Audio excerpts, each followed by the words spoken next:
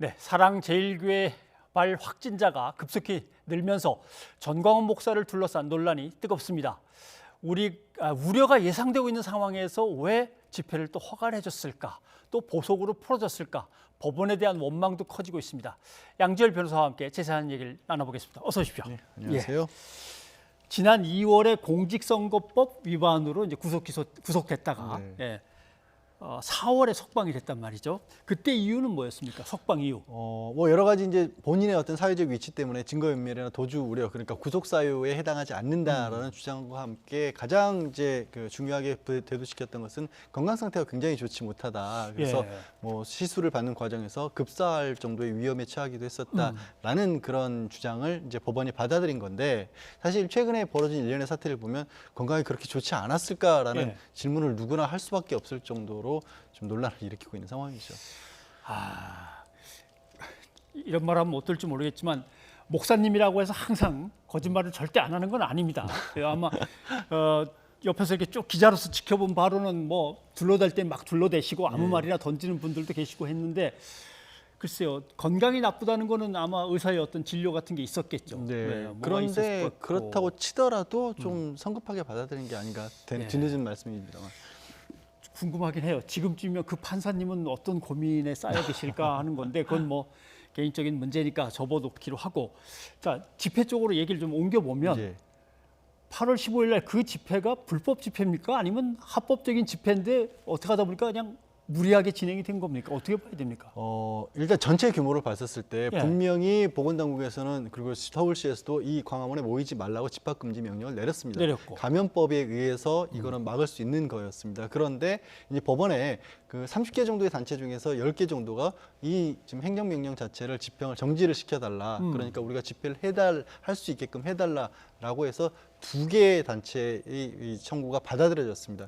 그러면 30개 정도의 단체가 지금 집회를 예정을 하고 있었고 10개는 청구를 했고 2개 정도는 받아들여졌는데, 실제 집회 규모를 보면 30개 단체 전부가 다 했다라고 봐도 볼 수밖에 없는 그런 상황이었고, 뭐 광화문 집회가 그동안 벌어지는 동안 내내 그런 비슷한 일들이 이어졌긴 했습니다만은 어느 단체인지가 정확하게 어느 지역이라고 구분짓기 어려울 정도로 뒤섞여서 혼재된 상태에서 집회가 열렸거든요.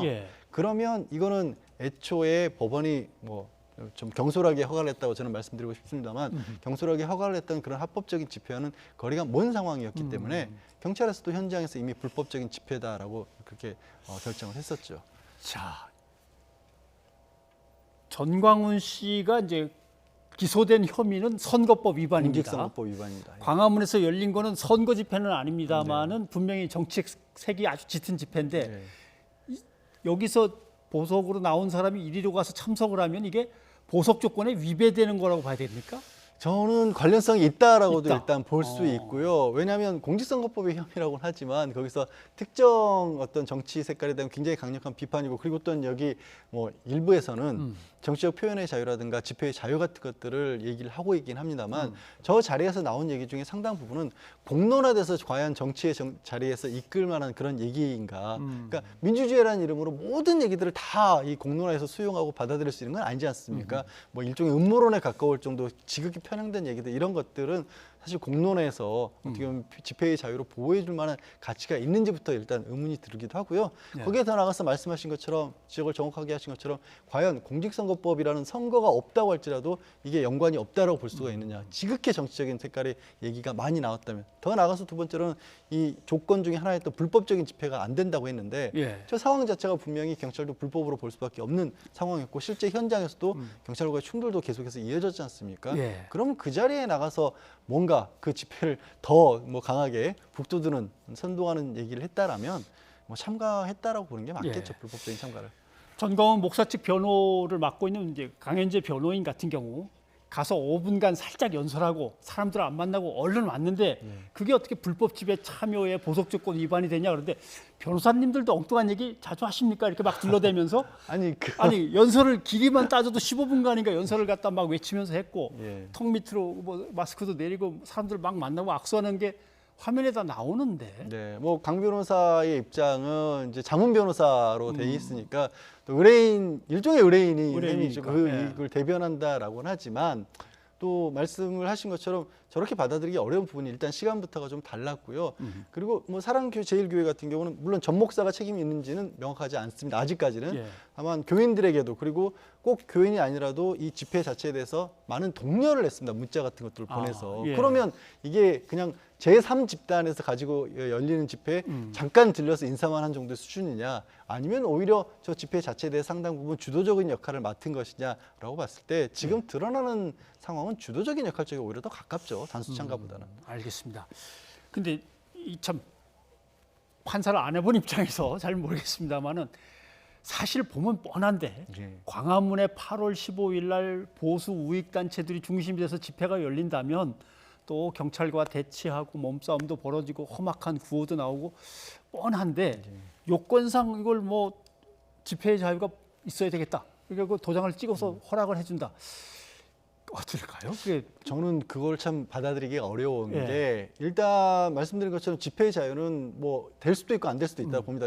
근데 가능한 넓게 보장을 해야 된다고 봅니다. 저는 예. 아무리 뭐 일부에서 상당수가 받아들이기 어려운 얘기라도 일단은 그건 존중을 해주되, 그러나 다만 지금 상황이 코로나19라고 하는 전대미문의 지금 전염병이 이 대한민국을 넘어서 온 인류를 괴롭히는 상황이지 않습니까? 예. 그 이유 때문에 집합 금지를 명령을 했던 겁니다. 그런데도 이렇게 모이지 않을 걸 그럼 몰랐을까? 예. 법원에 누군가가 재판을 받으러 가면 재판부에서 그 사람이 잘했는지 못했는지를 따지는 기준 중에 하나가 과연 그런 일이 벌어질까를 예상할 수 있었을까 없었을까를 따집니다. 근데 판사 본인은 그걸 예상할 수 없었을까요? 없었다고 봐야 될까요? 저는 그 부분에 있어서만큼은 뭐 이게 제가 법적인 책임을 예. 묻자는 게 아니라 그런 어떤 책임으로부터 자유로울 수는 없지 않을까. 대한민국의 일반적인 상식을 가진 사람이라면 그걸 예상하지 글쎄요. 못했다는 거는 뭐 모르겠습니다. 법정에서도 증거 위주로 따지게 되고 뭐 제형 법정주의입니다만은 판사가 생각하기에 에이 이거 아닐 거야, 뻔하게 못 지킬 게 뻔해, 이 예단을 가지고 결정이나 판결에 직접 관여시키기는 좀 어려울 부분도 있는 것 같긴 한데 참 난감하군요. 어렵습니다. 근데 국가 방역이라는 정말 중차대한 문제가 있었기 때문에 예. 이럴 땐 법원이 조금 자유를 좀 좁혀서 생각하시는 게 낫지 않을까 하는 법원에 생각이 들고. 허가를 해줄 때 붙였던 이유 중에 하나가 이 야외에서의 집회 때문에 코로나19가 확산된다는 객관적인 증거가 없다라는 그런 이유를 제시를 했는데, 예, 예.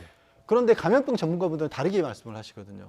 그러니까 법률 전문가이지 감염병 전문가는 아니지 않습니까? 예. 그렇다고 본다면 거기서 객관적인 근거가 없다라는 그런 이유를 댄 거는 본인의 객관적인 증거를 몰랐다는 것밖에 안 되죠. 네.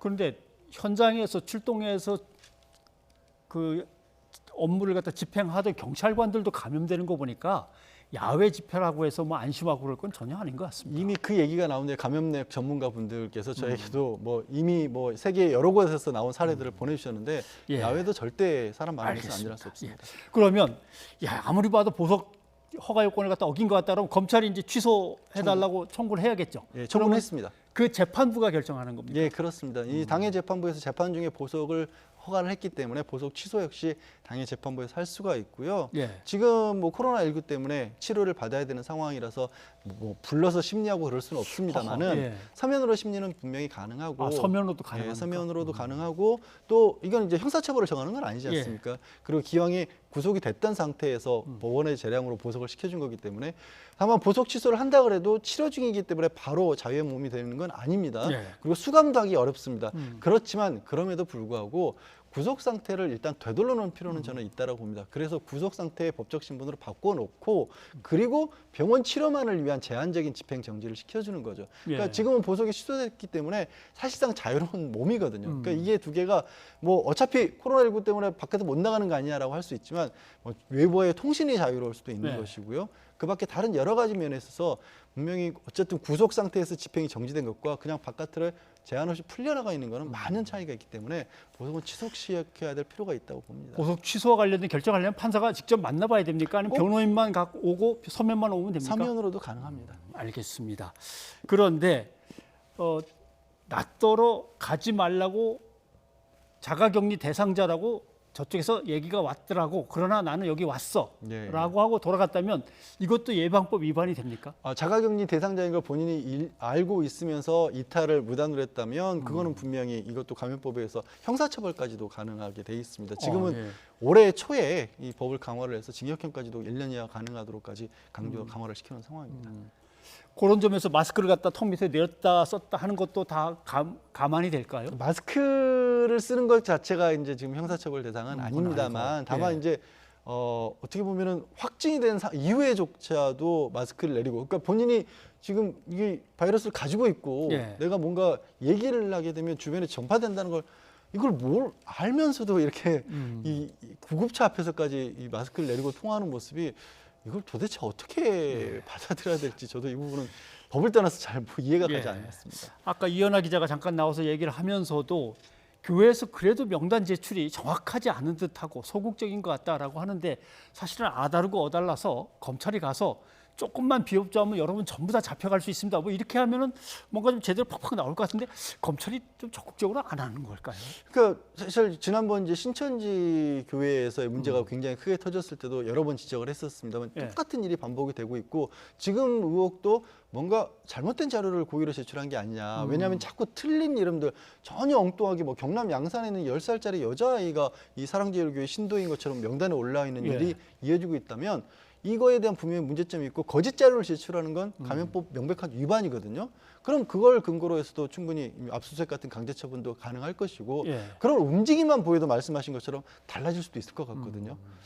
검찰이 어떻게 나올지도 한번 봐야 될 것 같습니다. 알겠습니다. 참 다른 건 뭐 둘째치고 법적인 문제는 둘째치고 방역만큼은 어떻게든 여기서 마음 차단을 해야 될 것 같은데 걱정입니다. 예, 양 변호사님 고맙습니다. 네, 고맙습니다.